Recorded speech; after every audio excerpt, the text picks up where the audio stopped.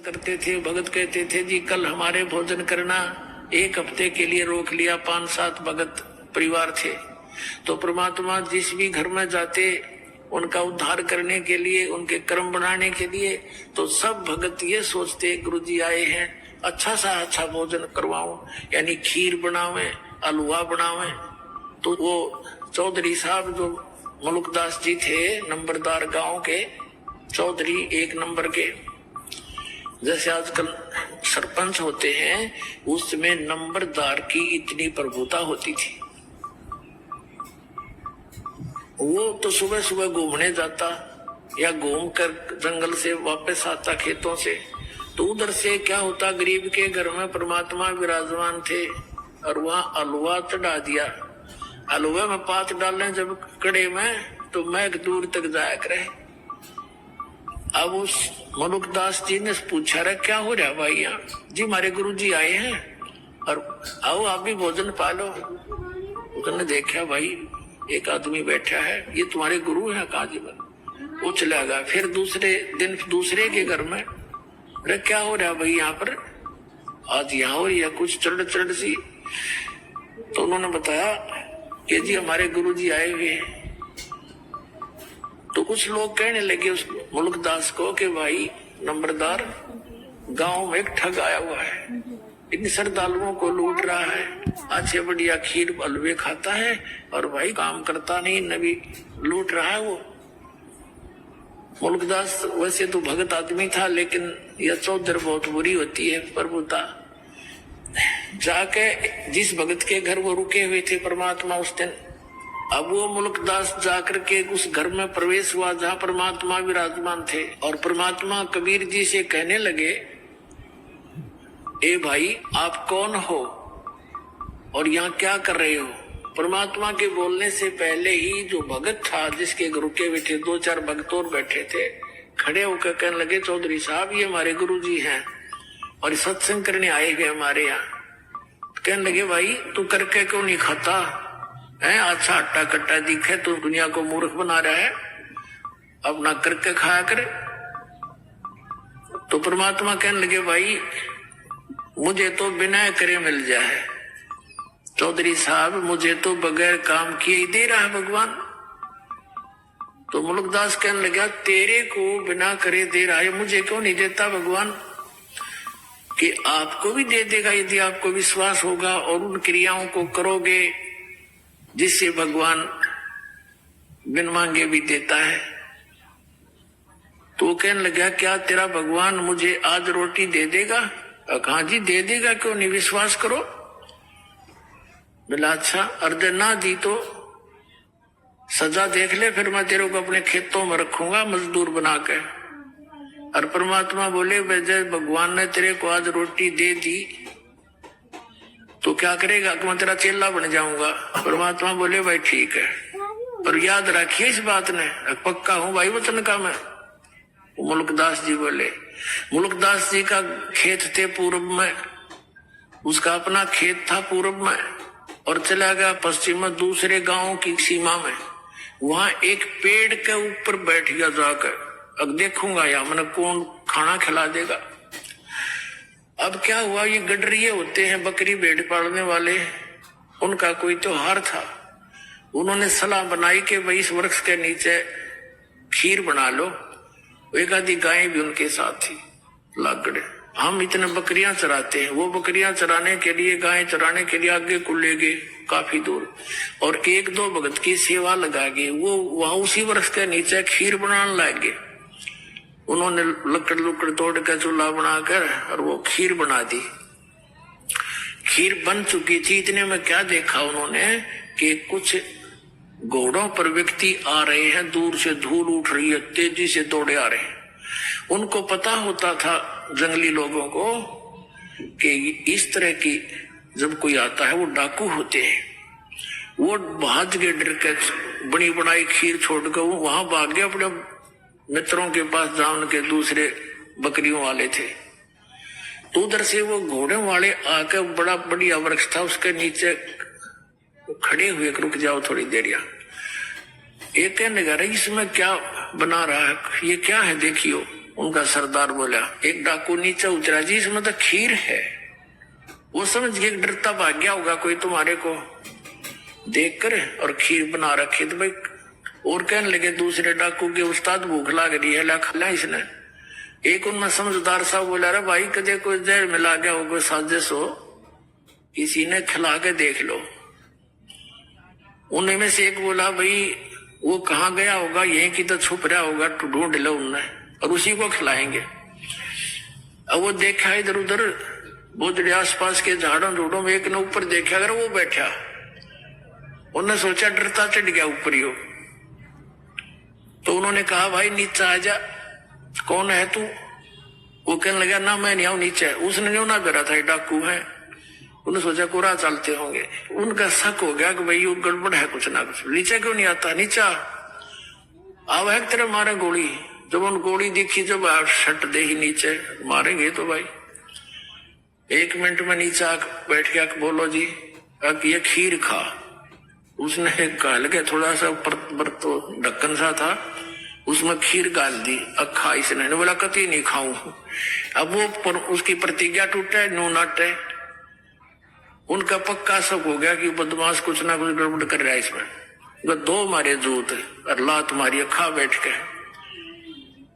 अब उसने सोचा ये गढ़ेंगे और गड़ा पीटेंगे। उसने वह खा ली और खा के एक मारी लात, 1 घंटे बैठाए रखा, अब मरेगा तो मर लेगा।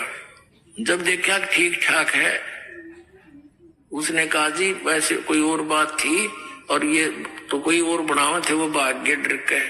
तो बोला तो भाग यहाँ से, उसका मारी लाते को भाग लिया। फिर उन्होंने खीर खाई या ना खाई दूसरी बात।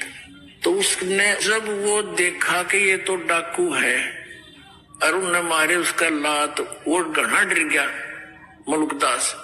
हरन्यो करे कबीर साहब को, हे फलाने के गुरुजी जिसके घर में वो रुका हुआ था, उसका नाम लेके ए धनपत के गुरुजी आज मेरी जान बचा दे, मैं तेरा चेला बनूंगा पक्का। अब मालिक ने उसकी फटक भी काटनी थी और वो वहां भी बरवानी थी। तो उसके नो पक्की जचगी, आज इस गुरुजी के कारण मेरी जान बची है, ना तो सीधी मारे गोली ने किसका डर हो से भाई। तो वहां से लेकर सीधी सुरती लाई उसने, जान बची लाखों पाए, और परमात्मा के चरणों में आके गिर गया और बैठ के नो रोए। परमात्मा बोले, चौधरी साहब भगवान ने कुछ करी सेवा? नो कहने लगा, जी आपका भगवान तो मर मार खीर खिलाता है, मेरी जान बची, ऐसे सारी कथा सुना दी। तो परमात्मा कहते, ये सब खेल हमारे किए, हमसे मिले सो निश्चय जिए। अब जो प्रसंग चल रहा है वही आते हैं। अब परमात्मा ने उस 9 शेर खां बादशाह से कहा कि सारे बाट और यहीं बैठा हूं, ना तो तेरी और भी गड़बड़ हो सकता तेरे घर पे। उस डरते न वो सारे 80% खजाने बांट दिए, धर्म कर दिया और नाम ले लिया। अब नाम ले लिया, जब किसा उद्धार किया उस प्राणी का। हम तो इस नरक ने इकट्ठा करते हैं सारा जीवन, माया जोड़ ले बैंक भर दे, 1 मिनट में मर जा। फिर अगर आपके बच्चों को आप परमात्मा की शरण निश्चिंत होकर जाइए, आप जब सतलोक जान का समय आवे, वो आपके बच्चों को हाथों पर रखेगा, चिंता नहीं करनी।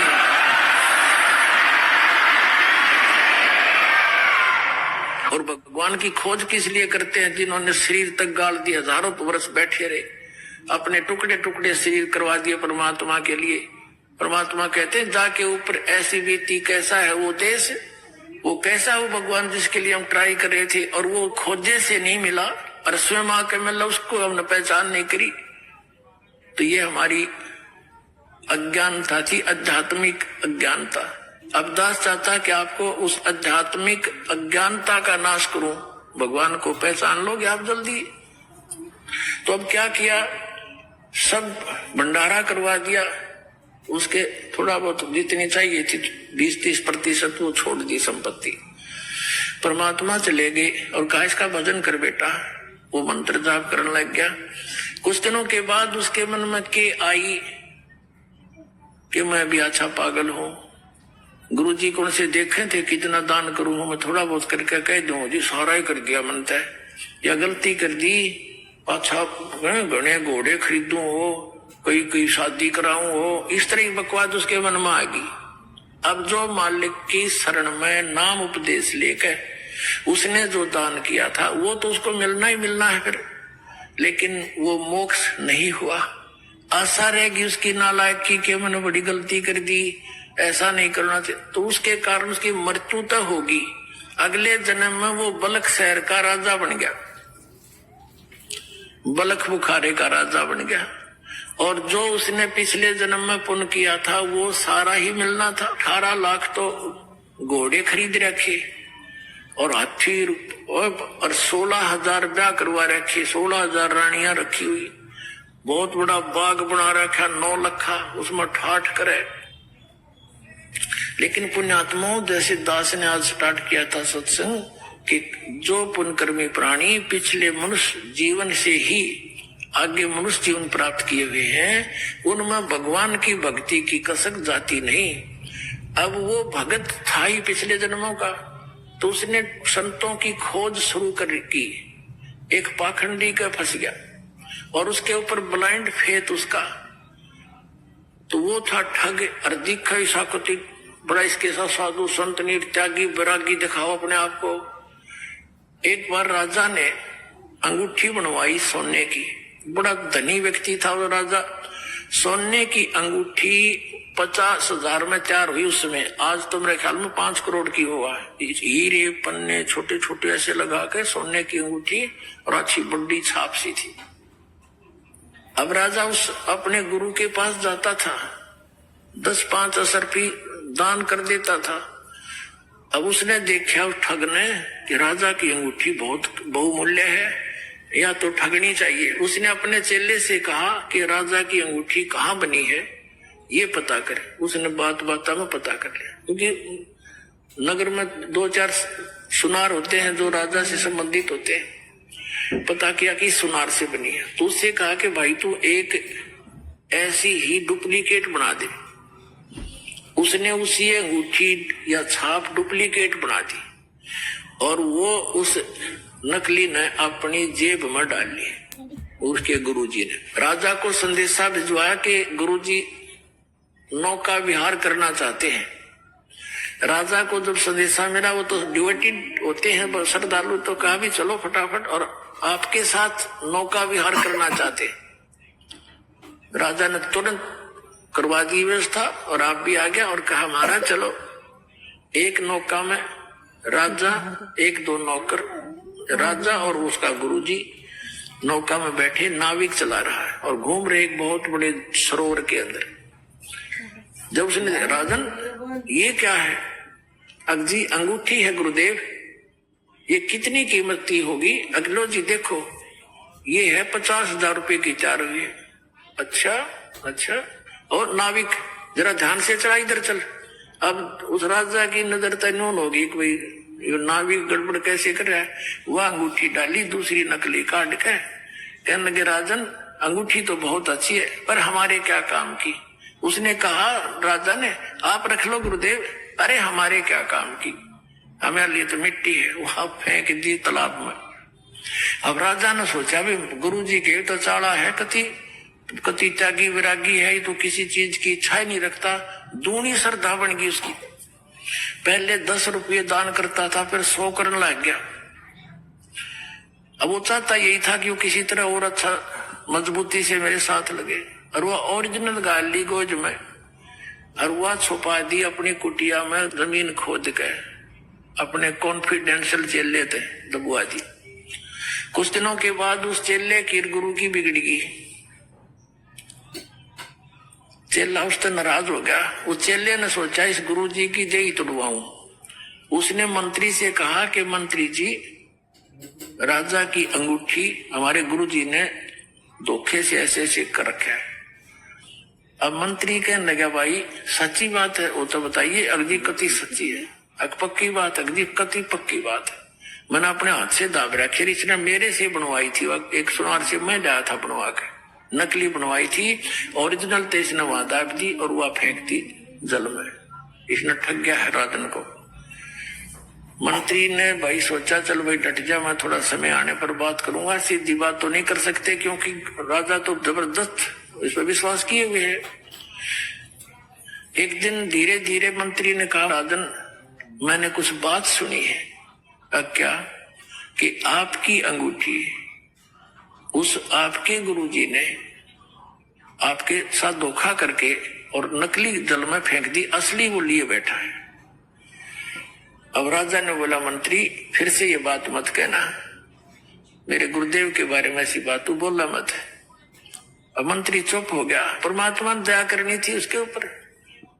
काफी देर जब मंत्री चुप रहा, कहने लगा, मंत्री सच बता, क्या यह सत्य है? मुझे जिसने बताया उसका कॉन्फिडेंशियल चेला है और उसे मैंने बहुत खोद कर पूछा कि सच्चाई होनी चाहिए। वो कह दी, कति सच्चाई ना, मेरी गर्दन काट दे।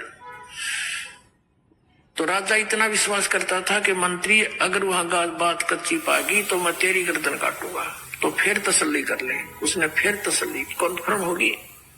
तब वो चेला बुलाया, चेले से पूछा कि किस सुनार से बनवाई? तो सुनार बुलवाया राजा ने। मंत्री ने भी उस सुनार से पूछ लिया था। जब राजा को विश्वास हो गया, फिर भी नहीं हुआ, भाई देखो मैं तो जब मानूंगा अंगूठी मेरे पास हाथ में होगी। वो बोला जी चलो मैं बता दूंगा। राजा, मंत्री, 2-4 सैनिक, 10 बॉडीगार्ड गए और जाते चेलन काट के वह खोद के दे दी। और गुरु बैठा बैठा देखे वो अंगूठी ये आपकी। तब राजा ने देखा, उसकी तरफ करड़ा करड़ा पैरा मार के गिर गया। वो ठग, माफ कर दो, आप तो बख्शनार हो, मुझसे गलती होगी। उसका दो मारी लात, अग निकल जाए दुष्ट यहां से। तो उस दिन के बाद देखो पुण्यात्मा दास क्या बताना चाहता है कि जो ये पुण्यात्माएं नकली संता कर फंसी पड़ी हैं और उन पर पूर्ण विश्वास करे बैठे परम धनी जान के। ठीक है, श्रद्धालु का तो ये स्वभाव होता ही होता है। अब ये ठग दुरुपयोग करते हैं इस टाइप के। तो उस राजा को नास्तिक बना दिया उन्होंने।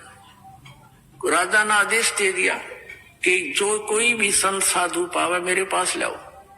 सीधा आदेश नहीं दिया कि इनको मारो और भगा दो, कि कोई भी संत मिल जा उसको लाओ पकड़ के मेरे पास लाओ। अब सैनिक घूमने लग गए, जहां भी कोई साधु संत मिले उनको राजा के पास लाओ। राजा उनसे प्रश्न करे कि तुमने कभी भगवान मिला है, तुम्हें रब मिला है, अल्लाह मिला है? आपको मिला है तो मुझे मिलाओ। अब चाहे वो अच्छे भगत थे, जैसे भी थे, नेक थे, उनमें सारे के ठग हुआ करे, तो उनका कोई उत्तर नहीं होता था। उनको उठा करके कैद में डाल दिया। एक संत ऐसे कोई समझदार सा था, उसको पकड़ जाए। उसने प्रश्न किया राजा ने कि मुझे दिखाओ भगवान तुमने मिला है तो। संत ने कहा जी एक दूध का गिलास मंगाओ। राजा ने सोचा ये पीता होगा, आदेश दे दिया नौकर को कि भाई मीठा करके गिलास दूध ला दे। अब दूध लाकर उस ऋषि संत को दे दिया, साधु को। वो साधु दूध में उंगली दे रहे से देखे। अब राजा कहता जी पी लो, अपने पीना है तो, इसमें मीठा डाल रखा है, दूध है। उस संत ने कहा जी मैंने सुना है दूध में घी होता है, लेकिन आपके दूध में तो घी है ही नहीं, मैं पीऊं क्या इसको? तब राजा बताने लगा, हंसा कि महात्मा जी आप जंगल में रहते हो, आपको पता नहीं दूध से घी कैसे बनता है बताऊं? इसको गर्म किया जाता है, फिर ठंडा सा करके नवाया सा करके इसमें जामुन लगाया जाता है, फिर दही बनता है, दही बनकर फिर भिलोया जाता है, रिड़का जाता है, फिर ये घी निकलता है, समझे? तब उस संत ने कहा राजन इसी प्रकार जैसे दूध से घी निकालने की विधि है, ऐसे ही परमात्मा के पाने की विधि है, मैं बताऊंगा और आप करो। राजा कहने लगा घड़ी बात मत बना, चलो अंदर, तुम बकवास ऐसी बातें मैंने बहुत सुन रखी है, तेरे जैसे पाखंडी। वो भी जेल में डाल दिया और चक्की पीसने की ड्यूटी लगा दी। 360 संत कैद में डाल रखे थे। राजा लोग इन अपराधियों को आटा पीसने की ही सजा देते थे, क्योंकि घोड़े गाड़े रखा करते, सैनिक रखा करते, उनका आटा उनसे ही पिसवाते थे। अब परमात्मा आते हैं, क्योंकि वो भक्त भी तो उसी परमात्मा की आत्मा है जो भगवान के लिए घर छोड़कर जंगल में बैठे थे। भले ही वो शास्त्र विरुद्ध साधना कर रहे थे, लेकिन ये पूर्व जन्म के उसी के बच्चे थे। अब वो चक्की पीसर रोए, ए भगवान बता तेरे नाम पर निकले थे, आज मालिक तेरी भक्ति करते करते ये दुख हमारे ऊपर आए। तो कहते पहुंचूंगा क्षण एक मैं अपने जन के काज। एक तीर से कई शिकार करते हैं भगवान। उधर से उस राजा को दलदल से निकालना था, उधर से उनकी भी बंद छुटवानी थी। अब क्या हुआ, एक दिन परमात्मा एक ऊंट, जैसे राजस्थान के अंदर होते हैं ये राजस्थानी, बड़े बड़े साफे होते हैं इनके, ऊंटवाल बोलते हैं इनको, और लंबी नोक की जूतियां होती थी पहले, एक लठ रखते थे साथ में, छोटा सा कुर्ता सा पहनते थे, धोती डबल टांग की पहनते थे। ऐसी वेशभूषा बनाकर एक कारवां बोलते, कारवान, उस रभारी जैसी, और राजा के रेजिडेंशियल प्लेस पर यानी उसके निवास स्थान की छत पर, राजा के घर की छत पर रात्रि के समय, और ऐसे खोद मारे लाठी की छत पे, खट खट हुआ। राजा की छत पर तो चिड़िया की आवाज भी नहीं हो सकती।